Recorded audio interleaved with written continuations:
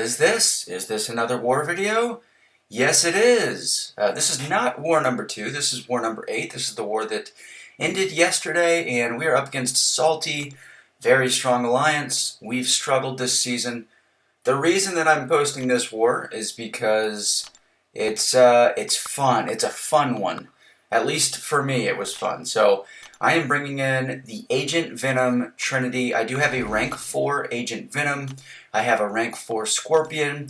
And then the ugly duckling of the Trinity, Kraven, who is not even leveled up. But that's okay. We do need Kraven.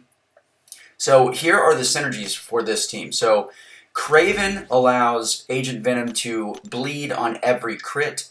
And Scorpion allows Agent Venom to inflict an incinerate debuff anytime he inflicts a bleed debuff. So basically, every time we crit, we're going to incinerate and bleed the opponent. Plus, Agent Venom has a native 70% chance to shrug any debuff, which makes him very, very strong for this global tactic. Other than like hazard shift nodes where, you know, there are too many debuffs and the math is not going to work out in your favor. So we are max boosting here, at least the max that I have here. And so this first fight, it's a torch. This is just a diversity placement, but you can't really use Agent Venom here because anytime I inflict an incinerate on him, he's going to gain a smolder, and that's going to potentially incinerate me. And even though I have a 70% chance to shrug that incinerate, if I don't, every additional smolder that Torch gets is going to make his incinerates stronger and last longer. So I could potentially melt with Agent Venom if I were to get unlucky. So we're just going to use Scorpion. Now Scorpion, all of his hits are physical, even though they kind of seem like they might be energy. And the only thing here is once he throws a special and I block it because I'm not able to dex it fully, he is going to get a smolder, and that's going to give him a chance to incinerate us. So it's possible in this fight that he incinerates us, and then we would have a 30% chance to glance per incinerate, but fortunately it doesn't happen. Not really a big deal. Even if it did, you know, we would just kind of play it a little bit slower in that case. All right, Cersei, we're going up 6B here. I've got a Cersei and a Scorpion. So this Cersei fight is definitely the most annoying of this war.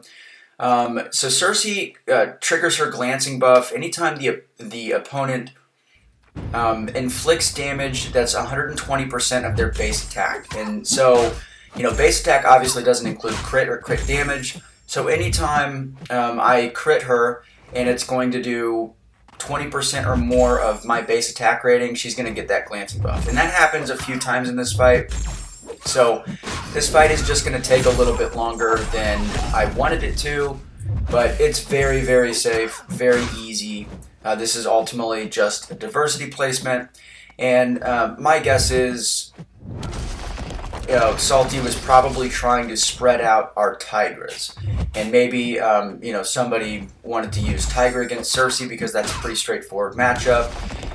But they can't use Tiger against Scorpion because he has rupture immunity as a defender. So anyway, yeah, so we're just kind of playing around this glancing debuff. I could hit her, but anytime I hit her when she has a glancing buff, anytime I hit her while she has that buff active, she'll gain a regen buff.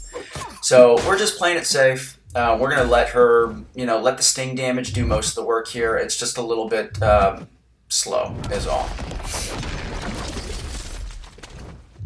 Alright, and in this next fight, it's against Scorpion, and I'm obviously going to be using Agent Venom for that. And that node does have Disorient on parries. It's passive.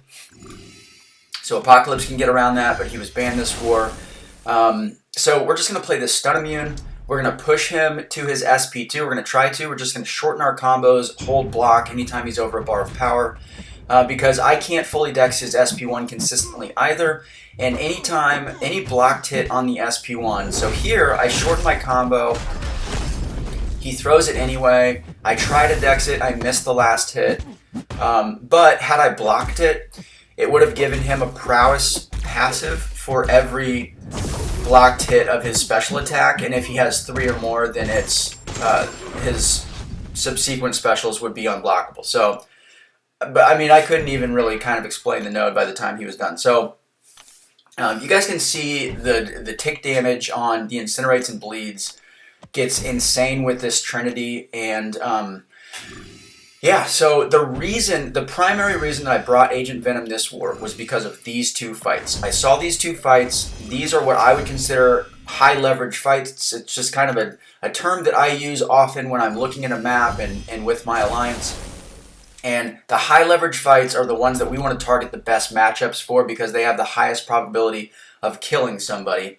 And, you know, in a previous war, we sent a Kingpin to a Spider Ham despite all the glancing, and that gave us some trouble. So here, we're going to start stun. We're just going to play stun immune until we can incinerate him.